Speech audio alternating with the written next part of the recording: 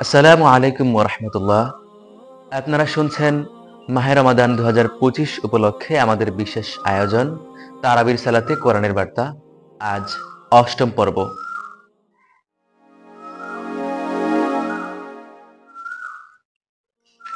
অষ্টম তারাবি।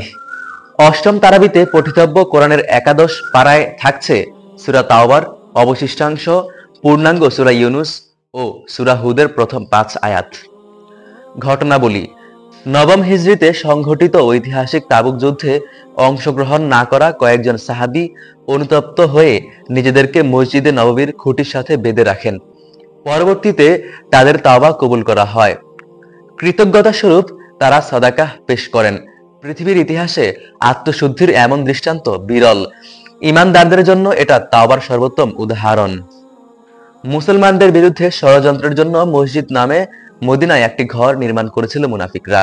শুধু তাই নয়, ষড়যন্ত্রের এই আস্তানাকে তারা রাসূল সাল্লাল্লাহু আলাইহি ওয়াসাল্লাম এর মাধ্যমে উদ্বোধন করতে চেয়েছিল। মহান আল্লাহ তাআলা তাদের এই দূরভিসন্ধি ফাঁস করে দেন এবং ওই ঘরকে মসজিদে দিরার বা ক্ষতি সাধনের মসজিদ আখ্যা দিয়ে আয়াত নাজিল করেন। রাসূল সাল্লাল্লাহু আলাইহি ওয়াসাল্লামকে উক্ত মসজিদে যেতে নিষেধ করে আল্লাহ জানান, কুবায় নবীজির নির্মিত মসজিদ যা তাকওয়ার উপর প্রতিষ্ঠিত, সেটি সালাত আদায়ের জন্য বেশি উপযুক্ত।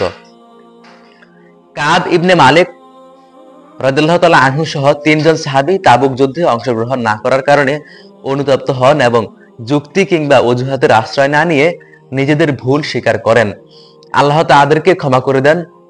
অন্যায় হয়ে গেলে অজুহাত না দেখিয়ে অকপটে ভুল স্বীকার করতে হয়, এটাই এই ঘটনার একটি শিক্ষা। কওমের আগ্রহ ও অবাধ্যতার পরও নূহ আলাইহিস সালাম ছিলেন আল্লাহর প্রতি অবিচল আস্থা ও ভরসার মূর্ত প্রতীক।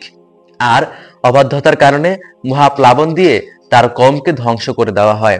মুসা ও হারুন আলাইহিমুস সালাম এর দাওয়াত অমান্য করছিল ফেরাউন ও তার অনুসারীরা। শুধু তাই নয়, মুসা আলাইহিস সালাম এর মুআজিজাকে চ্যালেঞ্জ করে জাদুকরদের সমবেত করেছিল ফেরাউন। মহান আল্লাহ তাআলা জাদুকরদের পরাজিত করে সত্যকে উদ্ভাসিত করেন। ইউনুস আলাইহিস সালাম এর কওম তাদের নবীর প্রতি ঈমান না এনে অবাধ্য হয়েছিল। এরপর আসমানি আযাব আঁচ করে তারা ঈমান আনে এবং আল্লাহর কাছে আত্মসমর্পণ করে। আল্লাহ তাদের উপর থেকে আযাব তুলে নেন। এটি একমাত্র ব্যতিক্রম ঘটনা, নতুবা আযাব প্রত্যক্ষ করার পর তাওবা করলে মহান আল্লাহ তাআলা তা কবুল করেন না।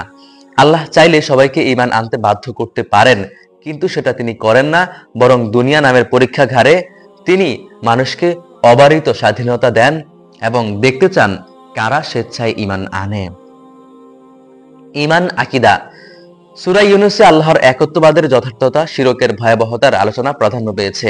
বিভিন্ন জায়গায় তাওহীদুর রুবুবিয়্যাহ এবং তাওহীদুল উলুহিয়্যাহ অর্থাৎ আল্লাহকে প্রতিপালকত্ব ও উপাস্যতার একমাত্র অধিকারী বিশ্বাস করা সংক্রান্ত বর্ণনা হয়েছে। আল্লাহ সবকিছু নিয়ন্ত্রণ ও রক্ষণাবেক্ষণ পরিচালনা করেন, সে বিষয়েও বিবৃত হয়েছে একাধিক আয়াতে। আদেশ: মুনাফিকদের উপেক্ষা করা, তাকওয়া অবলম্বন করা এবং সত্যবাদীদের সঙ্গে থাকা, জিহাদ করা ও কাফিরদের প্রতি কঠোর হওয়া, মানুষদেরকে নাফরমানির পরিণতি সম্পর্কে সতর্ক করা এবং মুমিনদেরকে সুসংবাদ প্রদান করা, একমাত্র আল্লাহর ইবাদত করা, ওহীর অনুসরণ করা এবং ধৈর্য ধারণ করা, আল্লাহর কাছে ক্ষমা প্রার্থনা ও তাওবা করা।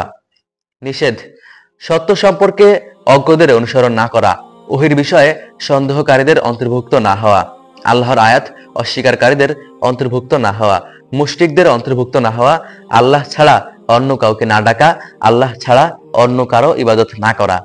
হালাল হারাম: কাফির মুশরিকদের যারা শিরক ও কুফরের উপর মারা গেছে তাদের জন্য ক্ষমা প্রার্থনা করা জায়েজ নেই।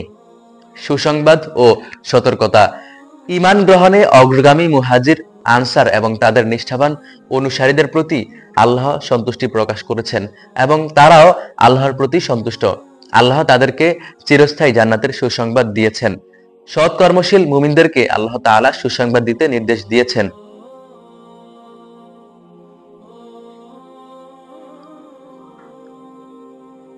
মানুষকে আল্লাহর নাফরমানির পরিণতি সম্পর্কে সতর্ক করার নির্দেশ প্রদান করা হয়েছে।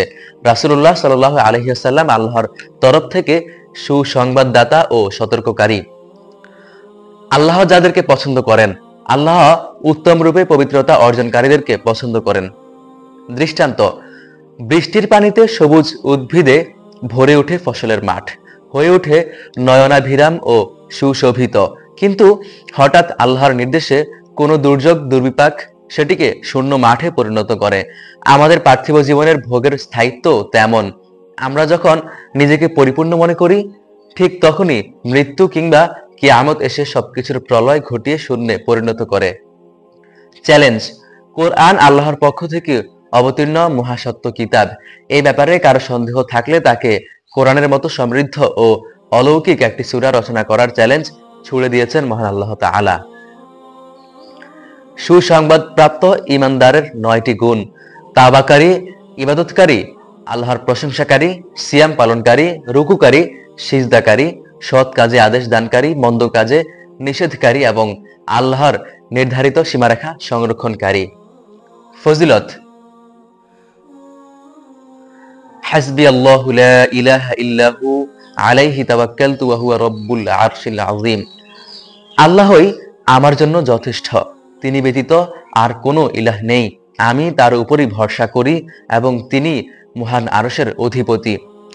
সকাল সন্ধ্যায় উক্ত আয়াতাংশ ৭ বার পাঠ করলে সেই দিন ও রাতের সকল দুশ্চিন্তা উৎকণ্ঠার ব্যাপারে আল্লাহই যথেষ্ট হবেন। আজকের শিক্ষা: যুগে যুগে অনেক জালিম ও কাফিরকে তাদের হঠকারিতার কারণে ধ্বংস করে দেওয়া হয়েছে। গুনাহের প্রায়শ্চিত্ত স্বরূপ সাদাকা করা যায়। এটা তাবুক যুদ্ধে কতিপয় সাহাবীর জীবন থেকে প্রাপ্ত শিক্ষা।